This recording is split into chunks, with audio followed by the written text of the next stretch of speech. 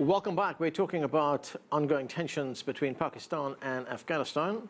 Joining us here in Washington is Shamila Chaudhary. She focuses on Pakistan as a senior South Asia fellow at New America, a policy research organization. And also with us is Pakistani journalist and author Raza Rumi. He's currently a scholar in residence at Ithaca College in New York. Thanks to both of you for joining us. Raza, we have tensions again rising between Pakistan and Afghanistan. We just talked with Ambassador Omar Samad from Afghanistan. He mentioned a few things that divide the two countries. One is the border dispute, the so-called Durand Line. It's not been settled. The other, of course, is India's relationship with Afghanistan. And then, of course, there's the presence of the Taliban. How do you view Pakistan's relationship with Afghanistan?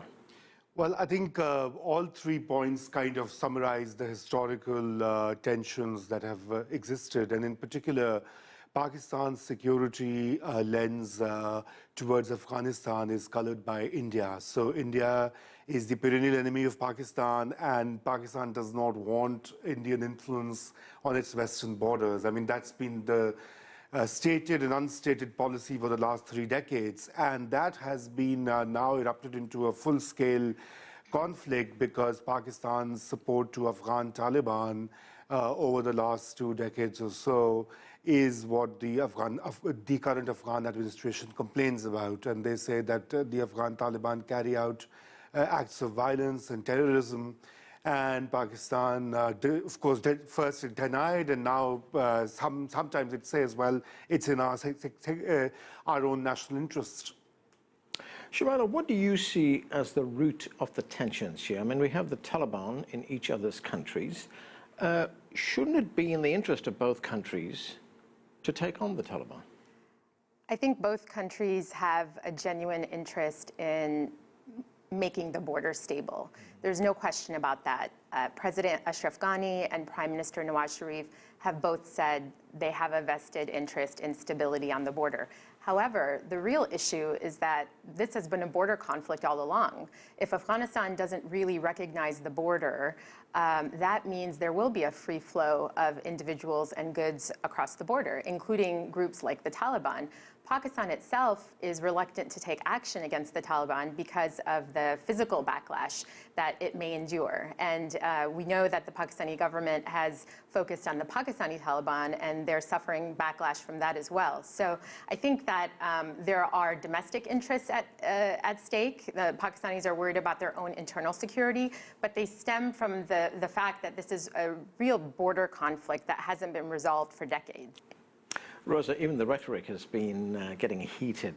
What do you make of accusations by Afghan President Ashraf Ghani that Pakistan is fighting an undeclared war in Afghanistan? Well, I think that's a bit too strong, to be honest. But of course, Mr. Ghani is rattled because, I mean, when he assumed office, he started off on a very positive note, and Pakistan also assured him that they would get some kind of a settlement between the Taliban and the Ghani administration. But unfortunately, those talks have not gone anywhere.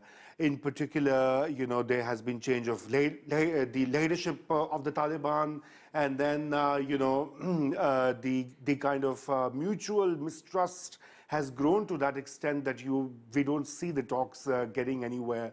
And I think that's why Mr. Ghani is very angry. But remember that I just wanted to add one thing, that the Pakistani Taliban leaders have also in the past years moved towards Afghanistan.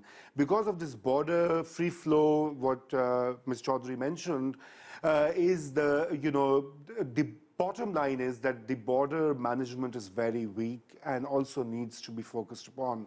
And so now Pakistan accuses Afghanistan of sheltering and harboring the Pakistani Taliban who come and attack the Pakistani state and vice versa. So we are in a kind of a difficult bind here. I think the real issue here is that somehow the talks have to be revived and some formula has to be devised where these mutual distrust can be bridged. Shamila, as Raza points out, when Ashraf Ghani came to office, he did reach out to the Pakistanis. He said he would take on the Pakistani Taliban. He said he would send cadets, army cadets from Afghanistan for training in Pakistan. He also said that he would not accept any more arms from India. Why haven't these overtures worked? Well, I think you're right. He entered office with a great deal of goodwill towards Pakistan, and similarly for Prime Minister Nawaz Sharif.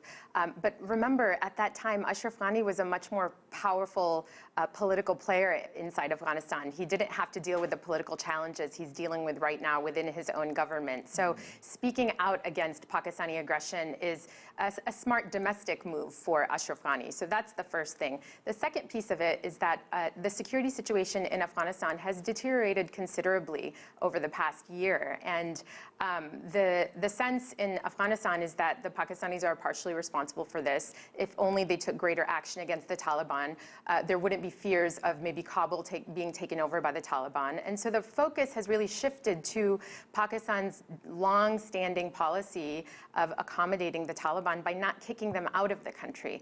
Now, there is considerable debate about how much influence the Pakistani government has over the Taliban. And I think that inside Afghanistan, there's a view that Pakistan has much more influence. And within Pakistan, it's much more mixed, and it's a very complicated relationship. There are long-standing ties between the Taliban and the military leadership, but they don't have the influence or command control that many people think they have over the Taliban leadership.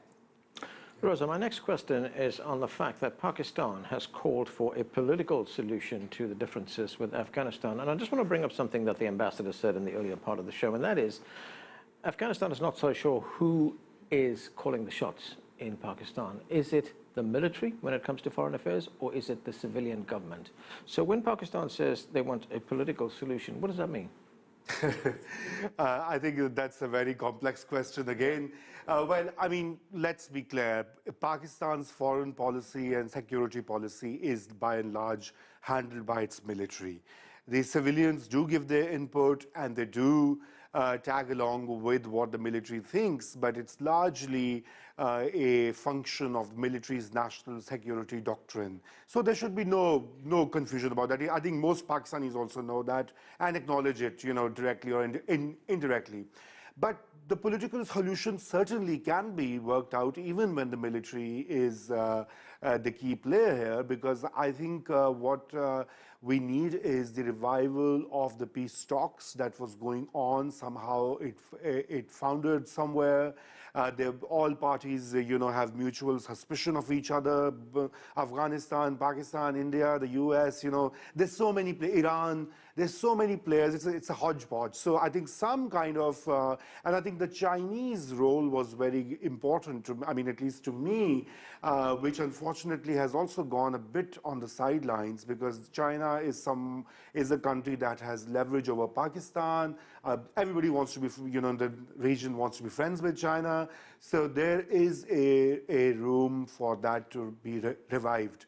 But I think what is important for now is that this war of words and this unnecessary, upping of sentiments within Afghanistan and within Pakistan need to be arrested. Both Ghani and Pakistani leaders have to show maturity. In Pakistan also there have been dangerous xenophobic signs against the Afghan refugees, etc. These have to calm down, because if you whip up the public opinion, then it's very difficult to take tough policy actions. All right, Shamila, talking about a role for foreign mediators, Raza just mentioned the role that China is playing. There is the Quadrilateral Coordination Group. That's a formal group which includes China, the United States, Afghanistan, and Pakistan. What is its purpose, and has it had any kind of success?